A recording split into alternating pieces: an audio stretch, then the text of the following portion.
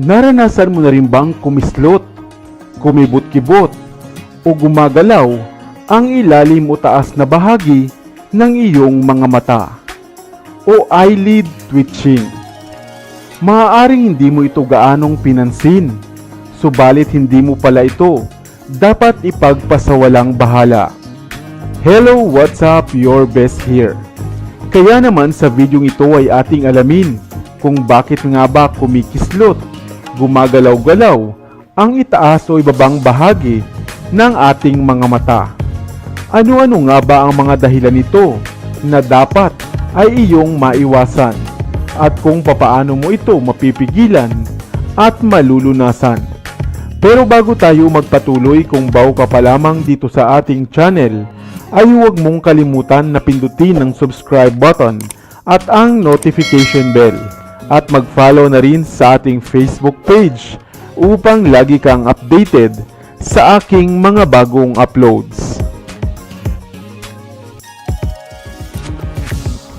Eyelid twitching, paggalaw ng ilalim o taas na bahagi ng inyong mga mata.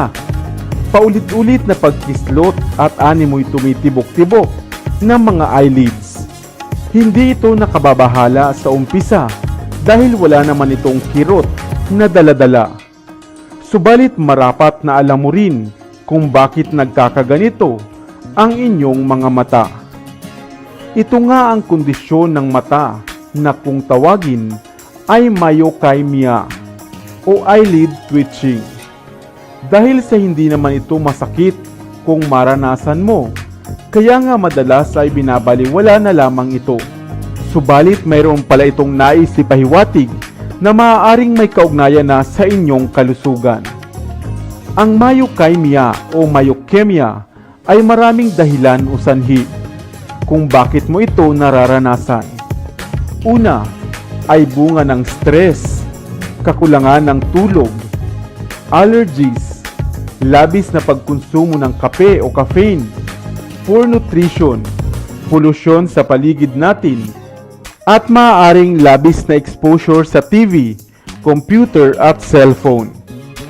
Ang myokymia ay maaaring tumagal ng ilang segundo, minuto, pabalik-balik, o 2 hanggang 3 araw at minsan ay umaabot pa nga ng buwan o taon. Ang myokymia ay ang paggalaw ng involuntary muscle sa ilalim ng ating mga eyelids o mata na nagdudulot upang ito ay kumislot o gumalaw-galaw. Ang saglitang pag-twitch ng eyelid ay hindi naman nakababahala madalas. Subalit kung ito ay tumatagal na ng araw o buwan pa, ay dapat ka nang mabahala at agad na sumangguni sa iyong neuro-ophthalmologist o espesyalista sa mata. Maaari mo ding subukan ang ilang mga home remedy katulad ng pagre-relax ng inyong mata, hot o cold compress, paglalagay ng eye drops, pagbabawas ng gamit ng CP o ng computer, at ang paghinto o pagbabawas ng intake ng kape o caffeine. Simpleng paggalaw lamang ito ng ating mga mata. Subalit kung ito ay madalas na nga, ay dapat ka na ring mabahala at ito ay ipakonsulta na dahil maaaring may iba pang mga karamdaman ang konektado dito. Ikaw, naranasan mo na rin ba na kumukurap-kurap o kumikislot ang iyong eyelids o mga mata? Sana ay may bago kang natutunan sa videong ito. Ikaw ba ay mayroong problema sa mata? O mayroon kang kakilala na mayroong iniindang karamdaman sa kanyang paningin? Kadalasan ay malabo ang paningin, mayroong glaucoma, pagdidilim nito, at maging katarata. Ilan lamang iyan sa mga maaaring problema at iniindang karamdaman sa mata. Hello, what's up? Your best here. Pagod ka na bang magsuot ng salamin? Subalit wala ka namang choice dahil malabo nga ang iyong paningin. Isang karamdaman na bunga ng ating mga maling habit sa paggamit ng mata o di kaya naman ay hindi balanseng sustansya sa ating mga kinukonsumo sa araw-araw. Ang ating paningin o ang ating mga mata ay napakahalaga. Isang parte ng ating katawan na madalas ay hindi nga natin naaalagaan ng wasto o binibigyan ng importansya. Dahil na nga sa sitwasyon ng ating buhay ngayon, na halos digital na nga ang lahat. Cellphone sa umaga, computer sa gabi, at kung ano-ano pang mga gawain na hindi natin napapansing sumisira sa ating mata. At isang araw nga lamang ay magugulat ka na malabo na pala ang iyong paningin. Kung gayon ay halika at alamin natin ang ilang mga halaman o mga herbal na halaman na hindi mo kinakailangang bilhin ng mahal sa anyo ng gamot o kapsula. Bagkus, ikaw na nga mismo ang maaaring magprepara para sa iyong sarili.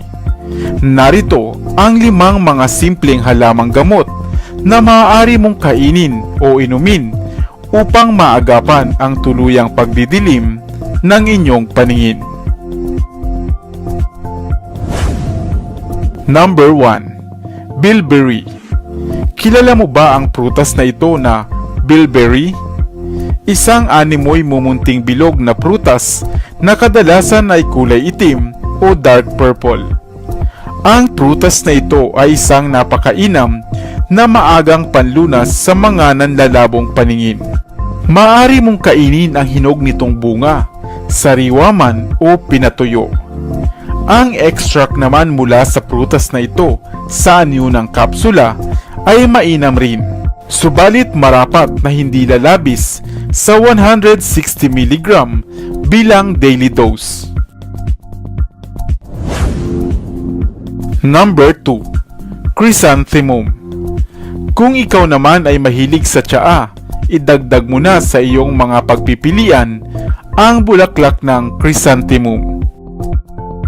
Madali lamang itong gawin. Maglagay ka lamang ng mainit na tubig sa tasa, lagyan ng bulaklak ng chrysanthemum at hayaan lamang sa loob ng 3 hanggang 5 minuto bago ito inumin. Pinaniniwalaan na ito ay mayaman sa antioxidant, organic compounds, vitamins at amino acid na mahusay nga para sa ating paningin. Number 3. Orange and lemons. Ang prutas na ito ay pamilyar na nga sa ating lahat. Ay napakainam din para sa ating nanlalabong paningin. Mayaman ito sa vitamin C na makatutulong upang maiwasan ang macular degeneration o pagkakaroon ng katarata. Number 4. Green tea. Bagaman hindi tayo masyadong mahilig sa tsaa, ngunit batid mo ba na hindi lamang ito mahusay na panlaban sa mga cancer o mga problema sa puso, sapagkat maging ito man ay magandang inumin para sa ating nanlalabong paningin. Ito ay mayaman sa vitamin C, vitamin E, lutein at zeaxanthin na mainam na pamprotekta sa mga sensitibong tissue ng ating mga mata.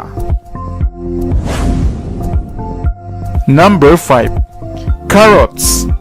Ang idea na ito na ang carrots daw ay mainam sa ating nanlalabong paningin ay nagmula pa nga sa mga sabi-sabi at sinaunang paniniwala.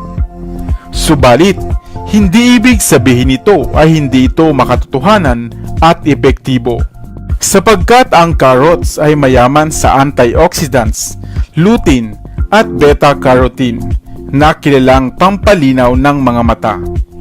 Maaari mo itong kainin ng hilaw, gawing juice o sangkap na gulay at mainam rin para sa ating balat at pangkalahatang kalusugan. Hindi ba't nasa tabi-tabi lamang natin ang mga halaman at pagkain ito? Mga halaman na makatutulong upang maagapan ang panlalabo ng mga mata at pagkakaroon ng glaucoma o katarata. Masarap, walang side effects at masustansya pa. Ngunit kung malubha na ang inyong kondisyon, mas mainam pa rin na kumonsulta sa inyong doktor. Ngunit laging tatandaan na prevention is better than cure. Sana ay may bago kang natutunan sa videong ito. Dito na sa Best TV, tayo ay matuto. Utak mapuno ng bagong kaalaman. Dito na sa Best TV, tayo ay lumibot. Lihim na mundo ay ating matuklasan. Dito yan sa Best TV, dito yan sa Best TV, dito yan sa Best TV.